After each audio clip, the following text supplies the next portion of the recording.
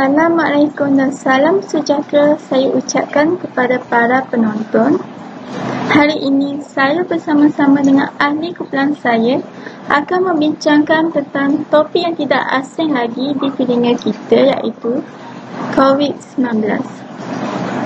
Jadi, sebelum saya mengupas dengan lebih lanjut mengenai topik ini, izinkan saya menerangkan terlebih dahulu apa yang dimaksudkan dengan COVID-19.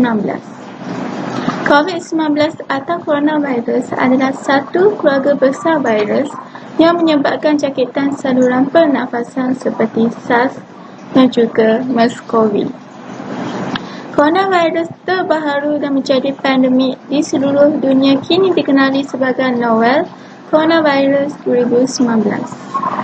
COVID-19 telah mula dikesan di negara China dengan kes pertama disahkan pada 7 Januari 2020 di Wuhan, China. Dalam tempoh 3 minggu seterusnya, kes-kes disahkan di beberapa buah negara seperti Thailand, Nepal, Amerika Syarikat, Korea Selatan, Singapura, Vietnam, Malaysia dan juga Australia. Kes pertama di Malaysia disahkan pada 25 Januari 2020. Krisis kesihatan ini membawa kepada krisis ekonomi yang paling teruk sejak Perang Dunia Kedua. Jadi, berbalik kepada soalan yang akan saya terangkan, iaitu apakah kesan COVID-19 kepada ekonomi dunia dan sejauh manakah COVID-19 ini memberi kesan kepada ekonomi dunia.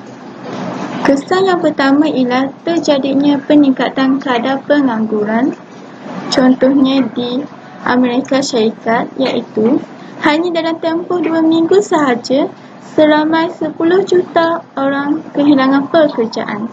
Ternyata, impak wabak ini sangat besar.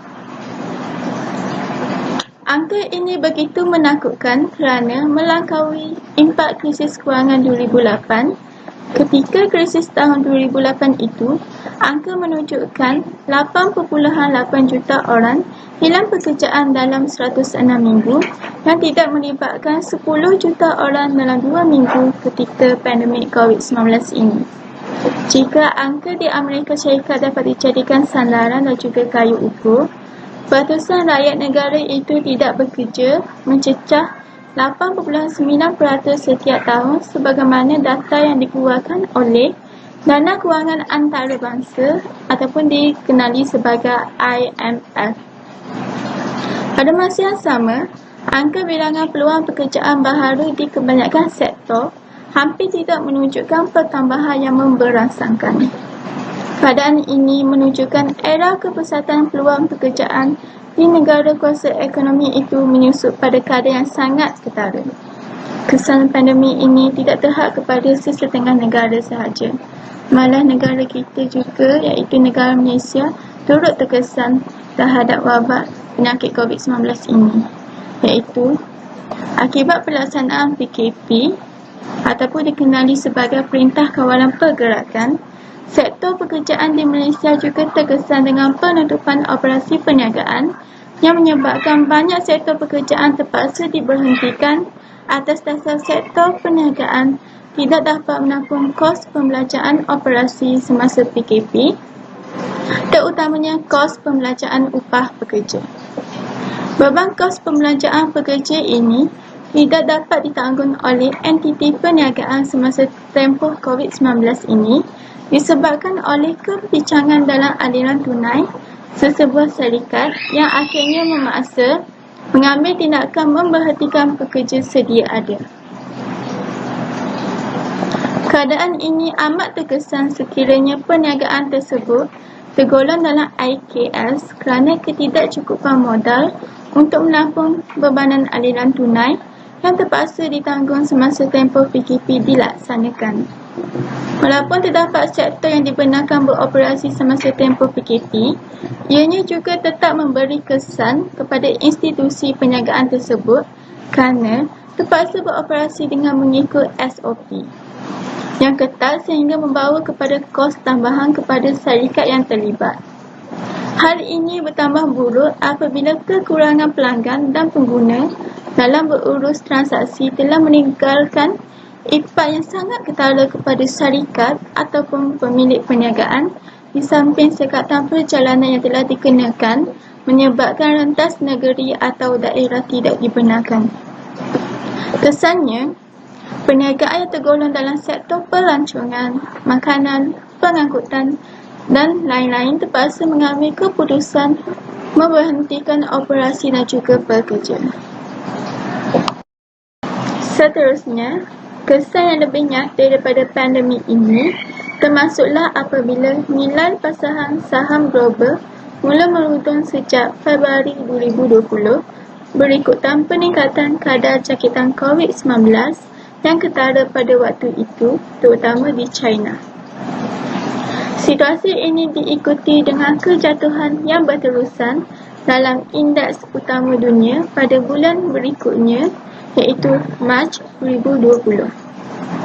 Ternyata, depresi ekonomi berikutan pandemik COVID-19 telah memberi kesan yang sangat meluas dan teruk terhadap pasaran kewangan, termasuklah indeks saham, bond dan komoditi seperti minyak mentah serta emas.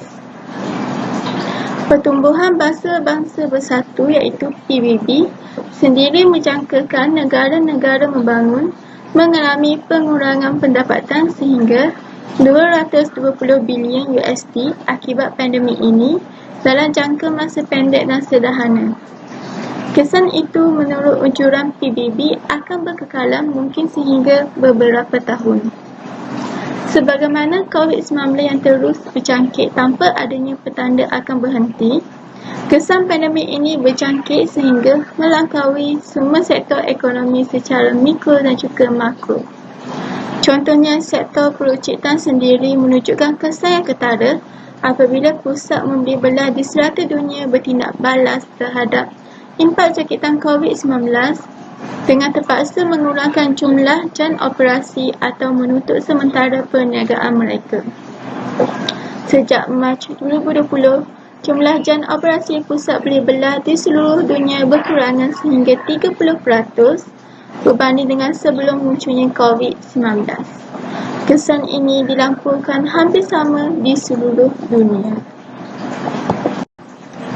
Selain itu, pandemik COVID-19 memberi impak yang besar kepada industri pelancongan kerana sekatan perjalanan yang dihasilkan serta penurunan permintaan di kalangan pelancong.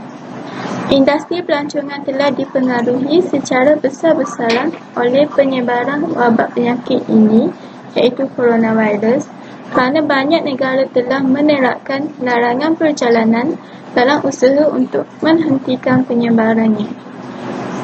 Pertumbuhan pelancongan dunia Pertumbuhan Bangsa-Bangsa Bersatu menganggarkan bahawa kedatangan pelancong antarabangsa global mungkin menurun sebanyak 58% hingga 78% pada tahun 2020 yang menyebabkan potensi kerugian penerimaan pelancong antarabangsa sebanyak 0.9 hingga 1.2 trilion USD. Di kebanyakan bandar di dunia, perjalanan yang dirancang menurun sebanyak 80 hingga 90%, sekatan perjalanan yang bercanggah dan sepihak berlaku secara serantau. Dan banyak tarikan pelancongan di seluruh dunia seperti muzium, taman hiburan dan tempat sukan ditutup. UNWTO melaporkan penurunan kedatangan pelancong antarabangsa sebanyak 65% dalam 6 bulan pertama tahun 2020. Perjalanan penumpang udara menunjukkan penurunan yang serupa. Akhir sekali, kemelesatan ekonomi melalui pengucupan keluaran dalam negara kasar ataupun KDNK. Kemelesatan ekonomi adalah berpunca daripada pengucupan dalam kitaran perniagaan yang terhasil daripada kesan penurunan aktiviti ekonomi dalam sesebuah negara. Penurunan ini boleh dilihat melalui indikator KDNK sesebuah negara melalui trend yang terhasil berdasarkan jenis sektor ekonomi yang bergerak dalam negara. Ciri-ciri kemelesatan ekonomi negara ini dapat digambarkan melalui pengucupan dan juga penurunan anjuran terhadap pertumbuhan KDNK. Jadual 3 menunjukkan prestasi KDNK Malaysia bagi suku tahun 2020 dan juga 2021. Secara keseluruhannya, prestasi KDNK pada setiap suku tahun tengah mengalami penurunan bermula suku kedua tahun 2020 sehingga suku pertama tahun 2021. Sepanjang suku kedua tahun 2020 iaitu pada bulan April sehingga Jun, penurunan yang tertinggi dicatatkan iaitu sebanyak 17.2%. Trend penurunan dalam KDNK ini berlanjutan sehinggalah suku tahun pertama tahun 2021. Sehinggalah pada suku kedua tahun 2021, trend KDNK kelihatan kembali positif selepas terdapat kelonggaran terhadap beberapa sektor ekonomi untuk terus beroperasi. Antara sektor terbesar yang menyumbang kepada trend penurunan KDNK ini ialah sektor pelombongan, pembuatan dan juga perkhidmatan. Oleh itu, dapat disimpulkan bahawa penularan wabak COVID-19 ini telah memberi impak dan juga kesan yang signifikan terhadap ekonomi dunia secara umumnya. Tidak dinafikan kehebatan ekonomi China dan India sebagai suatu kuasa besar ekonomi dunia. Kemunculan kedua-dua negara ini sebagai kuasa besar ekonomi dunia telah memberi impak kepada negara kita. Dapat dibuktikan bahawa Malaysia sendiri banyak mengimport barangan daripada China dan India. China telah muncul sebagai perdagangan utama dunia yang telah menarik minat pelabur asing untuk melabur ke negara itu. Kebijaksanaan pemerintah dalam memastikan rakyat berjimat cermat juga telah menyebabkan ekonomi negara China berada pada kedudukan yang tinggi di dunia. Seterusnya, beralih pula pada negara India. India telah menjadi negara pengeksport hasil pertanian. Hal ini disebabkan negara India mempunyai tanah yang subur serta sesuai untuk sektor pertanian. India juga telah menjadi negara pengeluar minyak masak, pisang, mangga, gandum, beras, tebu, sayuran serta kapas. Negara luar telah mengeksport hasil pertanian daripada India disebabkan ketidaksesuaian negara lain untuk menanam buah-buahan serta sayur-sayuran. India juga banyak menghasilkan perabot dan bahan-bahan bakar seperti arang kayu.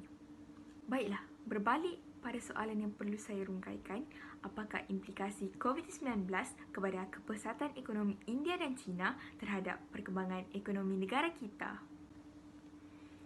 Pada hujung Disember 2019, dunia telah dilanda COVID-19 yang mana telah menyebabkan pelbagai negara kuasa ekonomi dunia telah mengalami kelumpuhan ekonomi.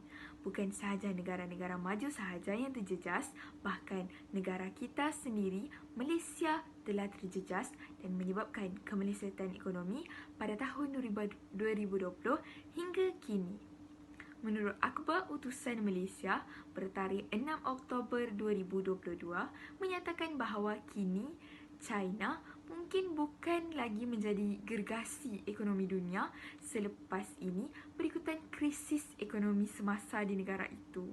Seterusnya, memetik laporan BBC News, ekonomi negara Republik itu berkembang perlahan susulan pelaksanaan dasar SIFA COVID-19 selain berdepan permintaan global yang semakin lemah. Selain itu, diramalkan bahawa China berkemungkinan besar tidak mengalami inflasi tinggi seperti di Amerika Syarikat, AS dan United Kingdom UK. Namun, Beijing berisiko mengalami krisis lain. Hal ini demikian kerana negara kilang dunia itu berdepan kurang permintaan bagi produk keluarannya di peringkat domestik dan antarabangsa. Kelumpuhan sektor-sektor penting bagi negara ini telah menyebabkan harga pelbagai komoditi dan barangan asas melonjak dan seterusnya menyebabkan permintaan barangan yang tinggi daripada negara luar disebabkan China merupakan negara pengeksport terbesar dunia. Rentetan pandemik COVID-19 yang melanda dunia juga telah menjejaskan ekonomi India.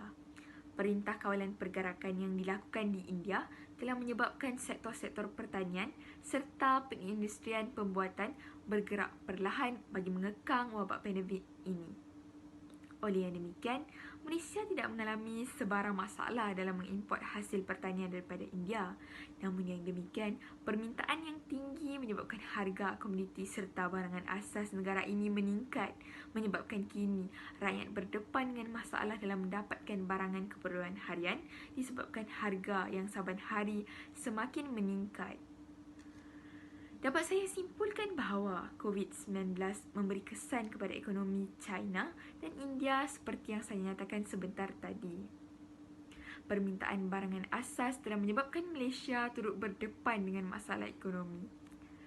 Import serta ekspor barangan turut terjejas disebabkan setengah sektor yang masih mencuba untuk pulih daripada kemelut ekonomi ini. Dasar sifat COVID-19 yang dilaksanakan di China juga sedikit sebanyak memberi kesan kepada ekonomi negara itu. Oleh itu, setiap pihak perlulah cakna dalam membantu negara kita dalam pelan pemulihan ekonomi negara agar rakyat dapat hidup harmoni dan sejahtera seperti visi luhur Perdana Menteri kita yang ke-10 yang berbunyi Malaysia Madani.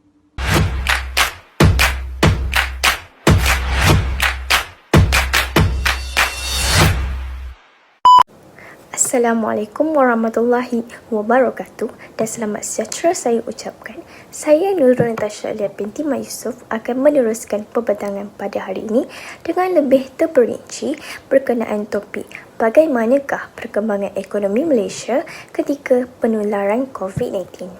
Sejak penularan COVID-19, perdagangan elektronik kini semakin aktif. Perdagangan elektronik atau dikenali sebagai e-dagang adalah jual beli barang atau perkhidmatan melalui internet dan pemindahan wang dan data untuk menyelesaikan penjualan. Maka, perdagangan elektronik kini menjadi pilihan setiap pengguna khususnya ketika pelaksanaan Perintah Kawalan Pergerakan.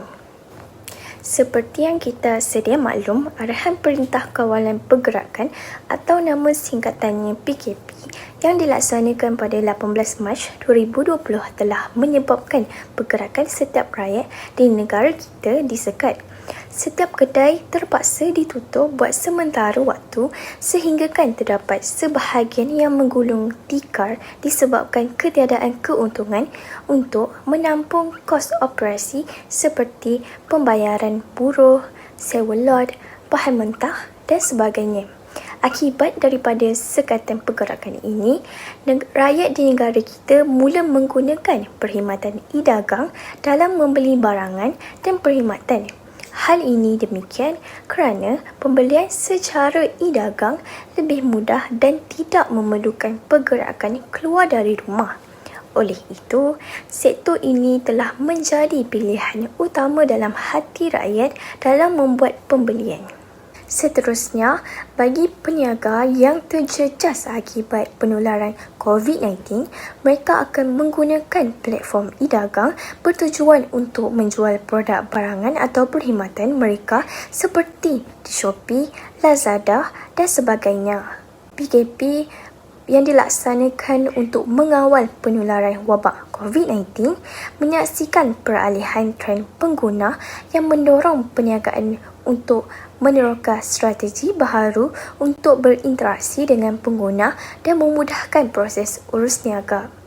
Menurut Yan Ho, iaitu pengarah urusan serantau Shopee, berkata perkara itu menyebabkan penerapan e-dagang yang sangat kuat dalam kalangan perusahaan kecil dan sederhana serta mewujudkan segmen pasaran baharu untuk industri berkenaan. Bagi mengukuhkan pernyataan tersebut, pada tahun 2020, hampir tiada yang menjual dan membeli hasil segar seperti ikan, ayam, daging lembu dan juga durian di platform e-dagang. Namun demikian, sejak penularan COVID-19, kira-kira 1,000 penjual hasil segar dan beku termasuklah petani dan nelayan mula menjual di Shopee. Yan Ho juga berkata bahawa jumlah aliran Shopee Live dari jenama dan penjual meningkat sebanyak 70 kali ganda sejak penularan COVID-19 dalam satu usaha untuk mencari pendekatan yang lebih bersifat peribadi untuk berhubung dengan pengguna. Penggunaan platform ini bukan sahaja mudah tetapi juga murah kerana tidak perlu mengeluarkan wang untuk kos operasi tertentu seperti sewa lot kedai. Hal ini dapat menjimatkan kos pengeluaran di mana akan memberi kesan terhadap harga jualan kerana kos pengeluaran yang murah menyebabkan harga jualan menjadi rendah. Oleh itu, barang yang dijual akan mendapat permintaan yang tinggi daripada pengguna dan seterusnya membolehkan peniaga meraihkan keuntungan yang tinggi tak kala penawaran barangan yang disediakan dapat memenuhi permintaan pasaran. Justeru, pendapatan negara dapat ditingkatkan apabila pengeluar dan penjual mampu membayar cukai keuntungan kepada pihak kerajaan. Menurut Menteri di Jabatan Perdana Menteri Ekonomi, Datuk Seri Mustafa Muhammad berkata, sektor dagang dan perkhidmatan penghantaran makanan telah mencatat pertumbuhan sebanyak RM29.28 bilion dari segi nilai dagangan kasar pada tahun 2021. Beliau berkata ini juga sejajar dengan impak pandemik COVID-19 yang telah mengubah lanskap perniagaan dan mendorong pertumbuhan pendigitalan secara pesat dengan ramai pengusaha mula menerima penggunaan platform e-dagang dan seterusnya meningkat penggunaan digital dalam perniagaan. Kesimpulannya, apabila rakyat lebih memilih untuk menggunakan platform e-dagang ketika wabak COVID-19 menyebabkan berlakunya perkembangan dalam sektor e-dagang di Malaysia, kesannya perkembangan sektor ini dapat menjana pendapatan dan meningkatkan ekonomi Malaysia apabila terdapat permintaan dan penawaran dalam pasaran ekonomi secara berterusan. Sekian itu saja daripada saya. Wabillahi taufiq wa hidayah. Wassalamualaikum warahmatullahi wabarakatuh.